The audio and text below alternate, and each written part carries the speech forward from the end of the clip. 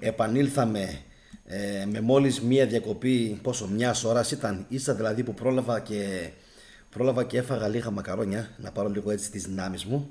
Λοιπόν, καλησπερίζω τον Nobody, ο οποίος μου λέει, ναι, μου λέει, ξεκινάμε εμφανίσου, μου λέει. Καλησπέρα και στον Επανήλθαμε με μόλις μία διακοπή, πόσο, μιας ώρας ήταν, ίσα δηλαδή που εντάξει, ο Γιαννάκης πήγε να μου κάνει πάλι μπινιά. Λοιπόν, αυτό έγινε, παιδιά, με τον δεύτερο τον ήχο, επειδή είχα ανοιχτό το παράθυρο προκειμένου να διαβάζω αυτά τα οποία μου γράφετε και ξέχασα να κλείσω το παράθυρο του YouTube, οπότε κάποιοι θα με ακούσετε δεύτερη φορά στο βίντεο. Παιδιά, σήμερα έχουμε ένα πάρα πολύ ωραίο θεματάκι, το οποίο είναι η λέξη άρχοντας.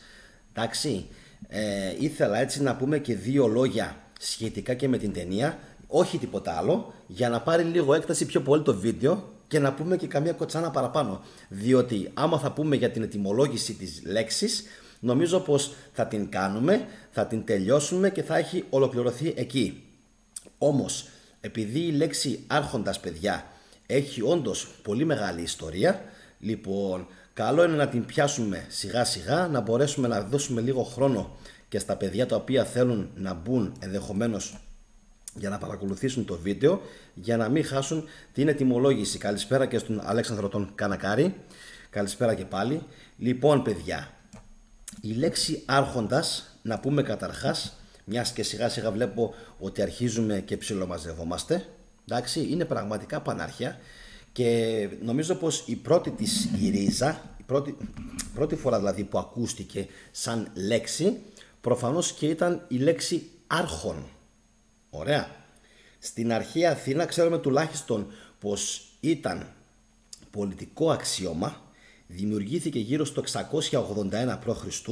και η διάρκεια της θητείας, μιλάμε για επώνυμο άρχοντα, ήταν ένα έτος βάσει της Wikipedia.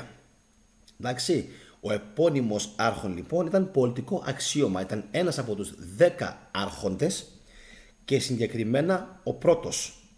Η διαδοχή των επώνυμων αρχόντων έχει σημαντική ιστορική σημασία βάσει Wikipedia, αφού από το όνομά του ονομαζόταν το έτος, ενώ ετίθετο πρώτο στην αρχή των νόμων, των συνθηκών και των δημόσιων επιγραφών, παιδιά. Λοιπόν, στη Σπάρτη ανάλογη χρήση είχε ο πρώτος των 5 εφόρων. Πριν τον θεσμό των αρχόντων που εκλέγονταν σε τακτικά χρονικά διαστήματα, οι άρχοντες ήταν ισόβιοι και κληρονομικοί και ακόμα πιο πριν την εξουσία είχαν οι βασιλείς της αρχαίας Αθήνας. Εντάξει, άρα λοιπόν, παιδιά, αυτός είναι ο κακός ο οποίος είχε εκεί τους δικούς του σκοπούς στο The Lord of the Rings. Εδώ βλέπουμε μπαμπαμ, θα περάσω λίγο τις εικόνες, πολύ ζωηρή, πολύ έντονη φαντασία ο Tolkien, δέντρα τα οποία μιλούσαν φυσικά και κινούνταν. Αυτός εδώ είναι ο μεγάλος, ο Γοργοπόδαρος, αν μπορώ να θυμηθώ καλά, ο βασιλιάς ο οποίος έπαιξε τον μεγαλύτερο ρόλο στην ταινία. Έχουν περάσει πολλά χρόνια, παιδιά, που την είδα και πιστέψτε μου ότι την είχα δει πάρα πολλές φορές. Μου άρεσε πάρα πολύ. Καλησπέρα και στον φίλο μας τον Γιώργο τον Βαρδί. Λοιπόν, να προχωρήσω μπαμπαμ να δείξω τις εικόνες. Αυτή εδώ νομίζω πως είναι η Gwyneth Paltrow, αν μπορώ καλά, νομίζω ναι, αν μπορώ καλά να θυμηθώ, η οποία έπαιζε με το μέρος των ξωτικών. Τα περνάω λίγο γρήγορα. Αυτή είναι, παιδιά, η κόρη του η κόρη του τραγουδιστή των Aerosmith, η Liv Tyler, η οποία τουλάχιστον κατ' εμέ είναι από τις ομορφότερες ηθοποιούς αλλά και γυναίκες στον κόσμο, μακράν. Στον δε ρόλο της έπαιξε πάρα πολύ ωραία, όπως έπαιξε και στο Armageddon πάρα πολύ ωραία, με τον Ben Affleck που ήταν ζευγάρι και κόρη του Bruce Willis. Φανταστική ταινία επίσης.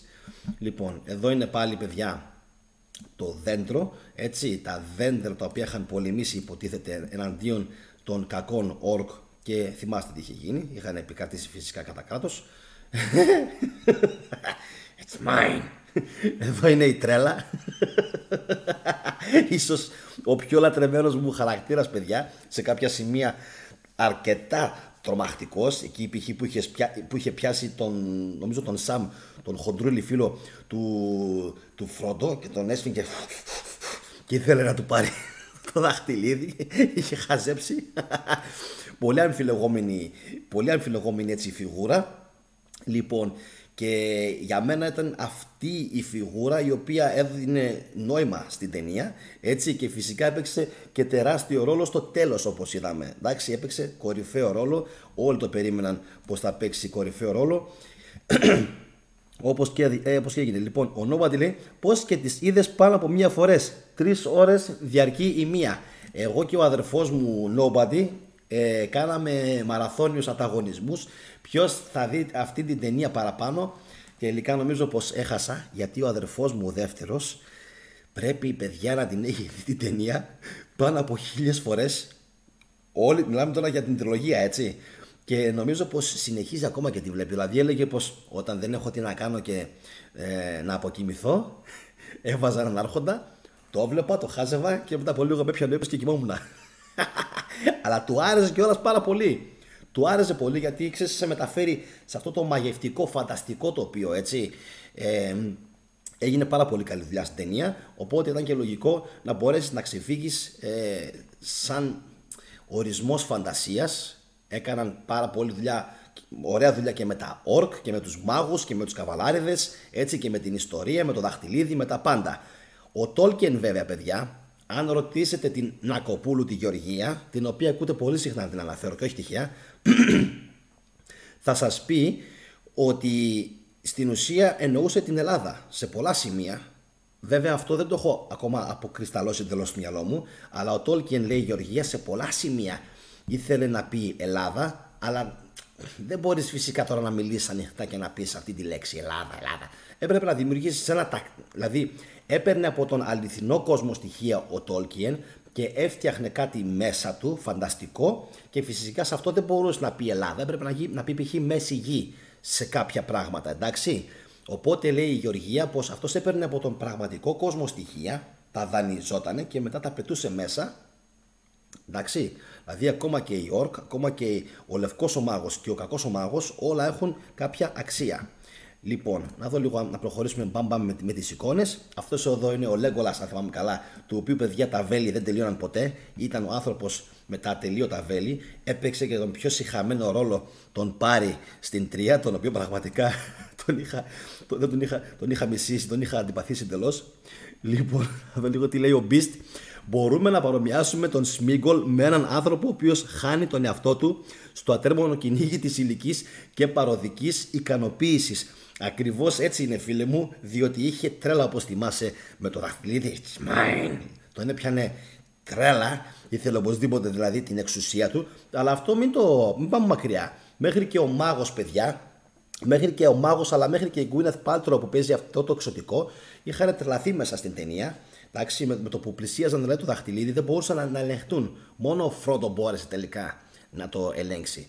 Αλέξανδρος, αυτός ο χαρακτήρας θα μπορούσε να αντικατοπτρίζει την έννοια του χρήματος My Precious. Βέβαια, ακριβώς έτσι είναι, διότι ψυχολογικά στην ουσία το δαχτυλίδι, το συγκεκριμένο όμως, έτσι, ήταν κάτι παραπάνω από χρήμα, διότι σου έδινε την αίσθηση φυσικά ότι μπορείς να εξαφανίζεις ανά πάσα στιγμή, αλλά όταν εξαφανιζόσουν, έλατε που σε έβλεπε ο κακός, το μάτι, το θυμάστε, έτσι.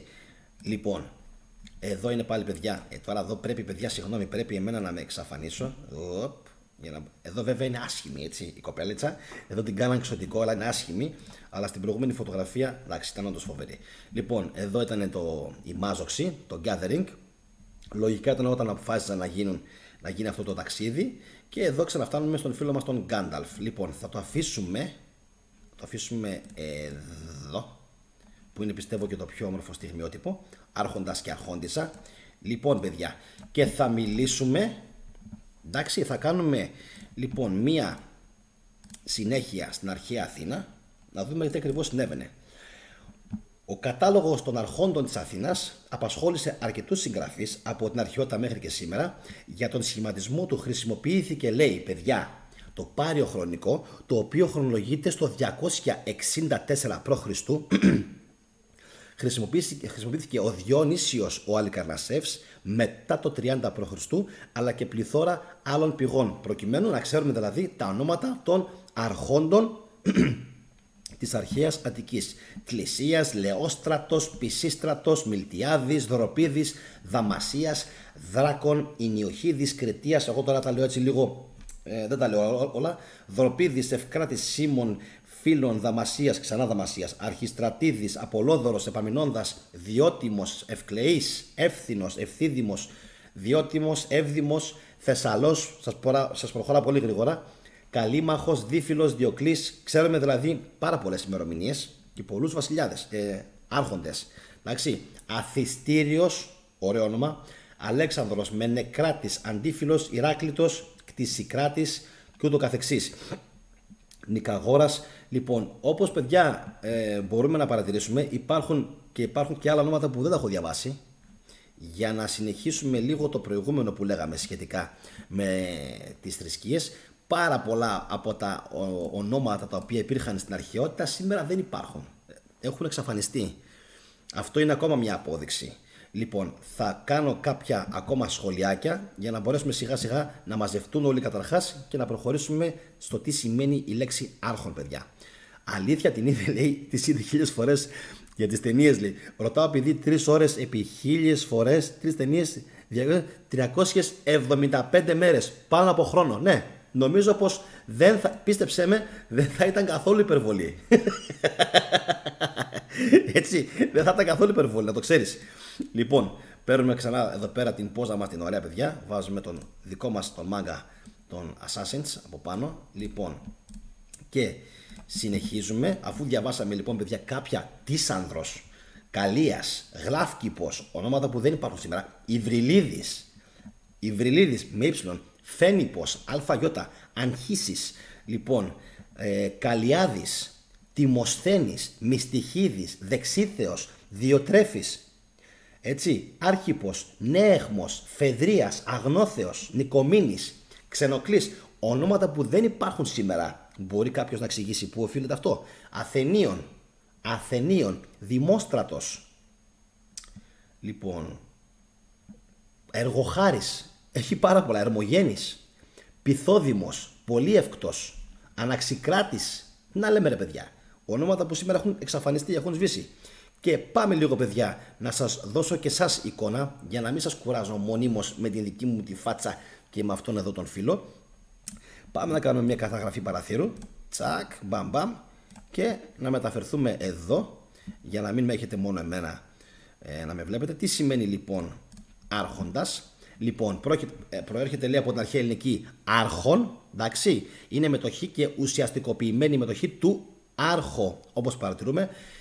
Ο πλούσιος άνδρας με θέση κύρους που φέρεται γενναιόδωρα, και μεταφορικά όποιος φέρεται με παρόμοιο τρόπο, χωρίς απαραίτητος να είναι εύπορος. Αυτό, παιδιά, το πρώτο το σχόλιο, να βάλω λίγο και την κάμερα, το πρώτο αυτό το σχόλιο, παιδιά, που κάνει, κρατήστε το λιγάκι, διότι αυτό που λέει ότι χωρίς απαραίτητα να είναι εύπορος, θα το δούμε σε λίγο, διότι κατά τη δική μου γνώμη ο άρχον πρέπει να είναι εύπορος, και όχι μόνο πρέπει, μπορεί και να είναι εύπορος.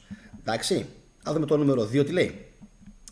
Παροχημένο ο κυβερνήτης μιας περιοχής, ο αξιωματούχος, αριστοκράτης ή ευγενής που δικούσε μια περιοχή στην Ελλάδα, τσιφλικάς, προύχοντας, δημογέροντας.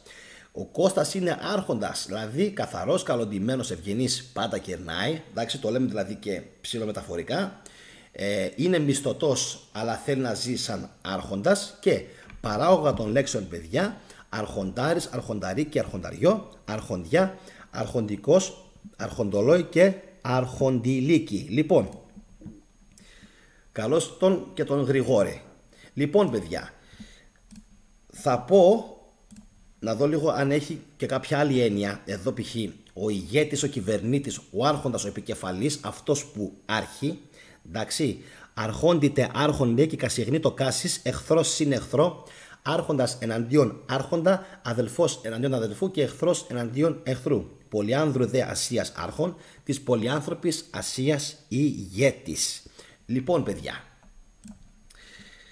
θα σας πω τώρα, να δω λίγο να παραφέρω πάλι τον ήρωα.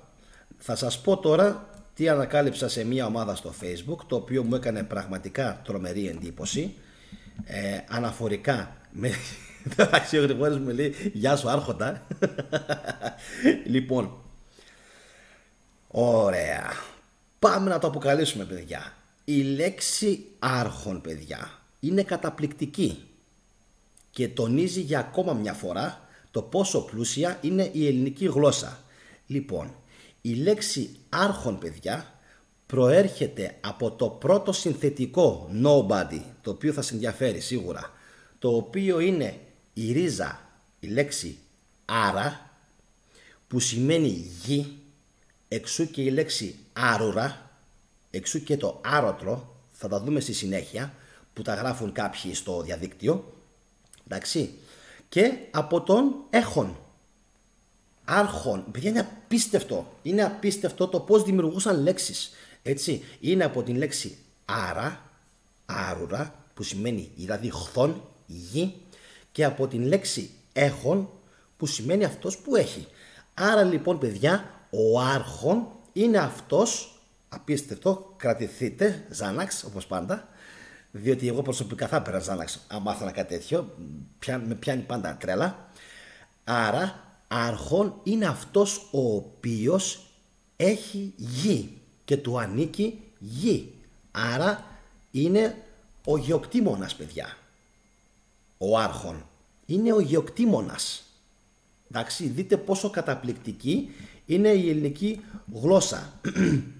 Λοιπόν, από το πρώτο συνθετικό, παιδιά, το οποίο είναι αυτή η λέξη άρα, άρουρα, εντάξει, συσχετίζεται φυσικά και ο αρουραίος, εντάξει, ο οποίος τι κάνει, έρπινγκ, λοιπόν, σέρνεται στην ουσία στη γη, εντάξει. Επίσης το άρωτρο, το οποίο στην ουσία είναι ένα εργαλείο το οποίο καλλιεργεί τη γη, εντάξει, άρωτρο. Λέξεις, παιδιά, οι οποίες σήμερα έχουν ψιλοχαθεί από το λεξιλόγιο. Νομίζω πως κανείς δεν χρησιμοποιεί τη λέξη. Δηλαδή να πάει να πει ο άλλος, θα πάω λίγο να σπείρω την άρωρα και έρχομαι.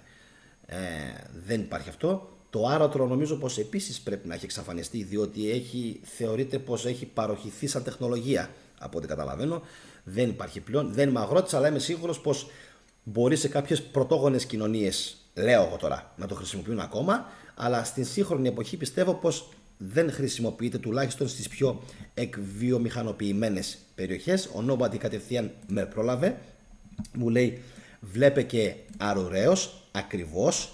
Λοιπόν, και παιδιά, εντόπισα ένα καταπληκτικό άρθρο. Θα σταθούμε στο πρώτο συστατικό της λέξης, το οποίο είναι η λέξη αρουραίος, άρα δηλαδή η γη δηλαδή. Λοιπόν, να το δω λίγο αν μπορέσω να το βρω. Λοιπόν, οι λέξεις, παιδιά, δέστε λίγο τι λέει τώρα εδώ, ένα πάρα πολύ μικρό άρθρο. Οι λέξεις αρουραίος και ποντικός είναι επιθετικοί προσδιορισμοί της λέξης μης, εντάξει, δηλαδή αρουραίος μης και ποντικός μης, εντάξει, το έχουμε, οι οποίοι λειτουργούν σήμερα ως ουσιαστικά, δηλαδή λέμε αρουραίος ή ποντικός. Παλιά τους χρησιμοποιούσαν για να πούν αρουραίος μης ή ποντικός μης. Ωραία. Λοιπόν, το μεν επίθετο αρουραίος παράγεται από την λέξη άρουρα, που είναι γη, αγρός δηλαδή. Άμα δείτε την λέξη αγρός, nobody, η λέξη αγρός, παιδιά, άμα βγάλουμε το γάμα από τη μέση, εντάξει, άμα βγάλουμε το γάμα από τη μέση, μένει στην ουσία η λέξη αρός από το αγρός. Οπότε μπορούμε να καταλάβουμε εκείνο το γάμα δεν μπήκε και τυχαία. Μπήκε προφανώς για να δείξει την γη, λέω εγώ τώρα. Ωραία, αγρός δηλαδή, εντάξει. Αρός σκέτο, γιατί σχετίζεται με την άρουρα, με την γη, εντάξει, και αλλιώς λέγεται αγρός. Λοιπόν, απλά λέμε ότι όπου έμπαινε κάποιο σύμφωνο είχε τη σημασία του.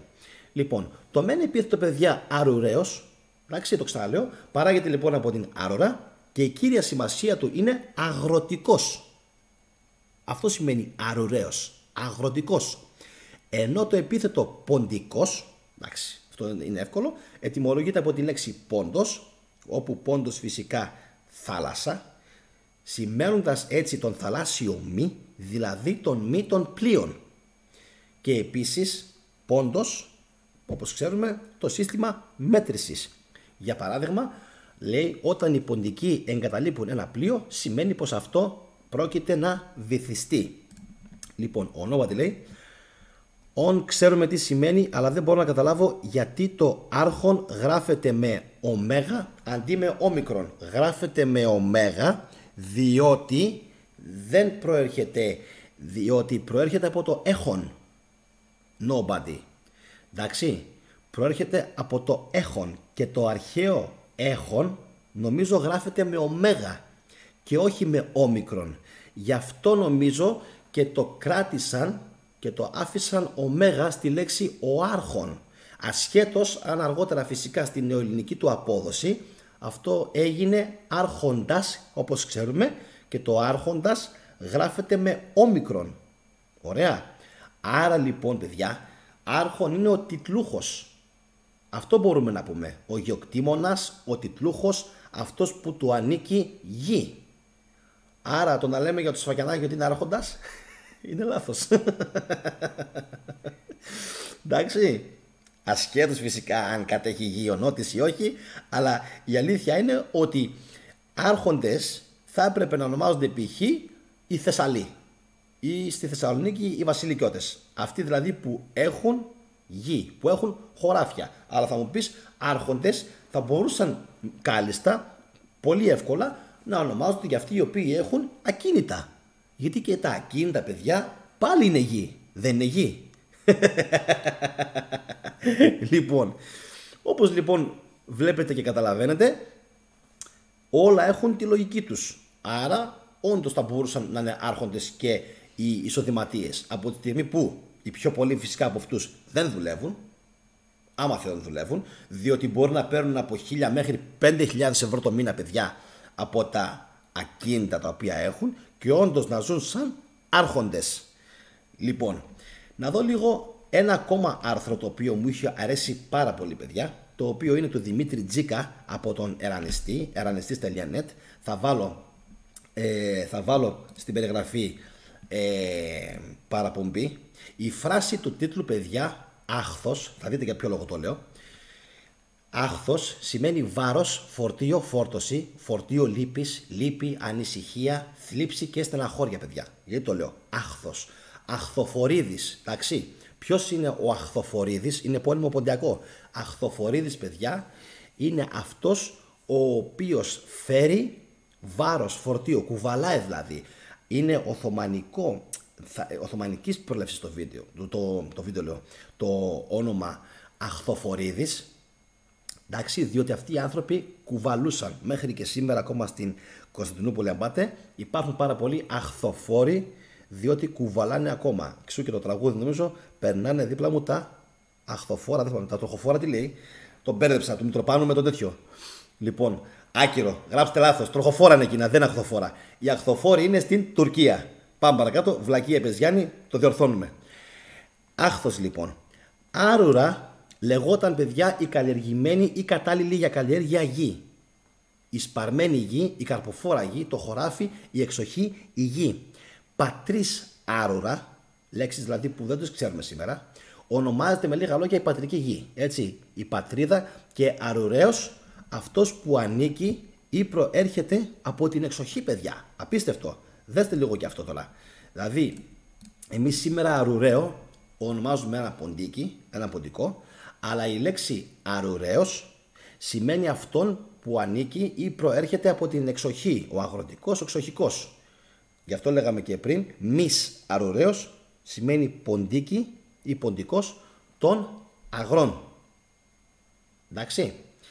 Στον Ηρόδοτο διαβάζουμε «Ο πε της αρουραίας Θεού» για τον Ευρυπίδη που ήταν λέει γιος Λαχανοπόλη. Η έκφραση άχθος αρούρης αποδίδεται ως άχρηστο βάρος πάνω στη γη και λέγεται για κάποιον που θεωρείται άχρηστος βλάκας αδαής, μηδαμινός, τυποτένιος, ανίκανος, ανωφελής, ανάξιος, άνθρωπος χωρίς αξία. Με λίγα λόγια, αν σας προσεγγίσει κάποιος, έτσι, και σας πει που δεν υπάρχει περίπτωση, γιατί πλέον οι άνθρωποι δεν έχουμε μόρφωση στην Ελλάδα.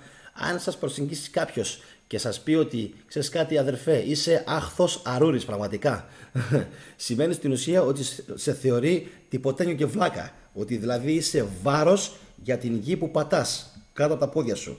Λοιπόν, ο Γρηγόρης λέει: εγώ αισθάνομαι άρχοντας όταν πετύχω προσφορά μεγάλης συσκευασίας ελληνικού καφέ. Εσύ και ο Παπουτσής. Λοιπόν, δύο είστε. Υπάρχει στον Όμηρο, στην Ηλιάδα, μια αναφορά όπου στην ραψοδία Σίγμα 101 μιλάει ο Αχιλλέας. Λοιπόν, και λέει παιδιά το εξής, απίστευτο έτσι. Νυν δε επί με συγχωρείτε. Νυν δε επί ου νέο μεγέ φίλην εσ πατρίδα γέαν, ουδέ τι πατρόκλο γενόμην φάος, ουδέ ετάριση της άλλης, ιδέ πολλές δάμεν έκτοροι δύο, αλλά είμαι, εδώ είναι, αλλά είμαι παρανιησίν ετόσιον άχθος αρούρης. Εντάξει, άρα λοιπόν έχουμε μια αναφορά ότι ήδη από την Ηλιάδα η λέξη άρα, αρούρα υπήρχε ήδη από τότε. Πολύ σημαντικό, οπότε μπορούμε εύκολα να συμπεράνουμε ότι τουλάχιστον από το 1100, 1200, 1300 π.Χ. και μετέπειτα οι Έλληνες μιλούσαν πάντα την ίδια γλώσσα. Αυτό για όσους το αμφισβητούν και θέτουν αμφιβολίες ακόμα και μέχρι σήμερα. Ενώ ο Ιάκωβος Πολυλάς μεταφράζει σήμερα με έχει ρημάξει, αλλά στις πρίμνες κάθομαι της γης χαμένο βάρος, για αυτό που λέγαμε πριν. Ενώ ο Καζαντζάκης και ο Κακριδής λένε: μα τώρα μια και στην πατρίδα μου πια δεν διαγέρνω πίσω, αυτά που έλεγε πριν ο Αχιλλέας, και μήτε γλίτωσα τον Πάτροκλο και μήτε τους συντρόφους τους άλλους που από τον θείο τον Έκτορα πολύ στο χώμα έπεσαν, μόνο φόρτωμα της γης ανώφελο πλάι στα καράβια οκνεύω.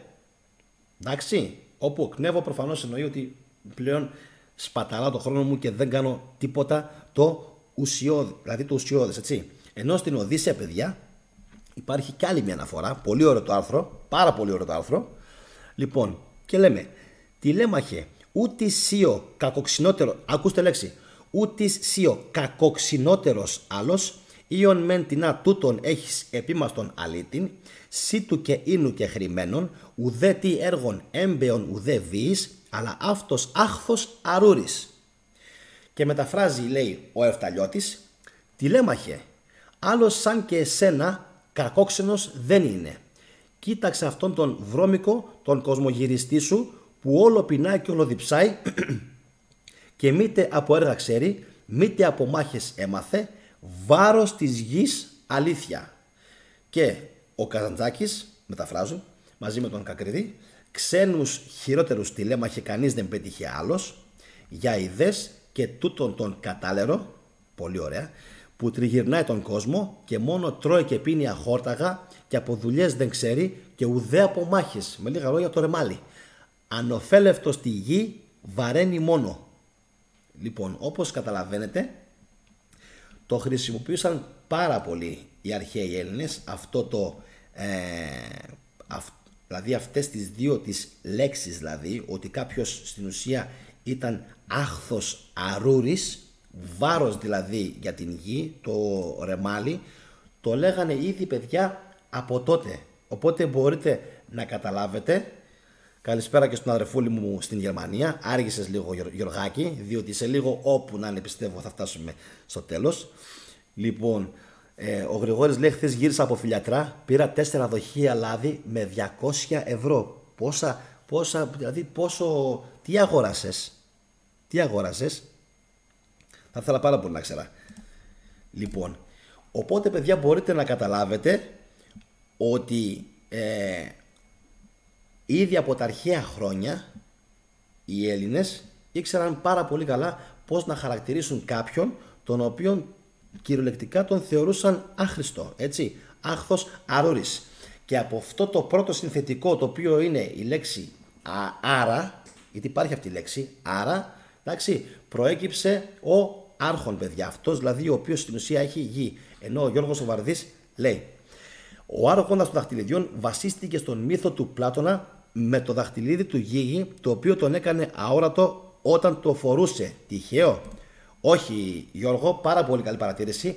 Θα έφτανα και σε αυτό, διότι αυτό ήταν το σημείο το οποίο ήθελα να αναφέρω, να φανταστείς τώρα προς το τέλος. Πάμε και στον Άρχοντα των Δαχτυλιδιών. Αυτό που ανέφερες τώρα το είχα διαβάσει ακόμα όταν ήμουν στο Λύκειο σχετικά με το δαχτυλίδι του Γίγη.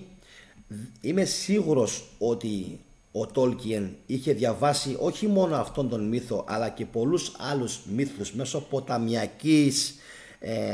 μεσοποταμιακής καταγωγής ενδεχομένως, διότι αυτοί οι άνθρωποι οι άνθρωποι οι οποίοι ασχολούνται με τη φαντασία, παιδιά, ασχολούνται με τα πάντα, με όλες τις μυθολογίες, με όλες τις μυθοπλασίες όλης της γης, εντάξει, παίρνουν από παντού, μετά βγάζουν κάτι δικό τους, έχοντας όμως στηριχτεί στην ουσία, εντάξει, πάνω σε αυτά τα οποία διαβάσανε. Ο αδερφός μου λέει, ναι, σήμερα όντως δεν προλάβα να μπω στις 9.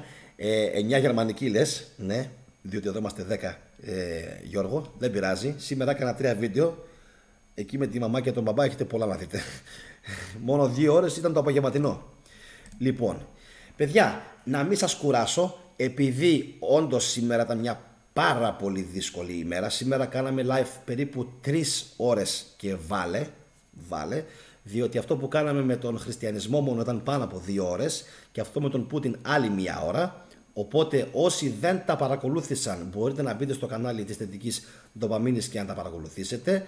Για όλους τους υπόλοιπους, παιδιά, αν είστε καινούργοι στο κανάλι, πατήστε το κουμπάκι της εγγραφής, κάντε like αν το βίντεο μου σας άρεσε. Υπάρχει περίπτωση και να μην σας άρεσε, εννοείται, ή και να διαφωνήσετε ακόμα. Λοιπόν, να πω μια... Ο Γρηγόρης λέει, πίνω ένα ποτήρι λάδι κάθε μέρα. Για ποιο λόγο? Να πω, παιδιά, ένα πάρα πολύ μεγάλο ευχαριστώ στον Nobody, στον Γρηγόρη, στον Γιώργο το Βαρδί, ο οποίος οι πιο πολλοί δεν χάνουν επεισόδιο. Είστε πραγματικά φοβεροί. Επίσης να πω ένα πολύ μεγάλο ευχαριστώ στον Αλέξανδρο τον Κανακάρη, ο οποίος σήμερα πραγματικά έδωσε ρέστα, όπως και ο Beast. Ο Beast είναι απίστευτος και το έχω πει πολλές φορές πως τα σχόλιά του είναι συνήθως στο ίδιο μήκος κύματος με μένα. Επίσης να δώσω πολλούς χαιρετισμούς στον Μαύρο Γάτο και στον Γιάννη τον Κούρπα, οι οποίοι, ο Γιάννης μου γράφει καλό βράδυ, ενώ ο Μαύρος Γάτος λέει τελικά δεν υπάρχει ομορφότερη μυθολογία από την ελληνική. Νομίζω όμως ότι ο Γίγης, Μαυρεγάτε, για τον Γίγη που λέγαμε, ο Γίγης νομίζω πρέπει, παιδιά, να ήταν κάπου δεν θυμάμαι τώρα, κάπου στη Λιδία πρέπει να ήταν ο Γίγης. Αν μπορώ καλά να θυμηθώ, ο Γίγης πρέπει να μην ήταν στον ελληνικό το χώρο. Αυτό με το δαχτυλίδι που λέμε πρέπει να έπαιξε κάπου στην Ασία, εντάξει, και όχι στην Ελλάδα.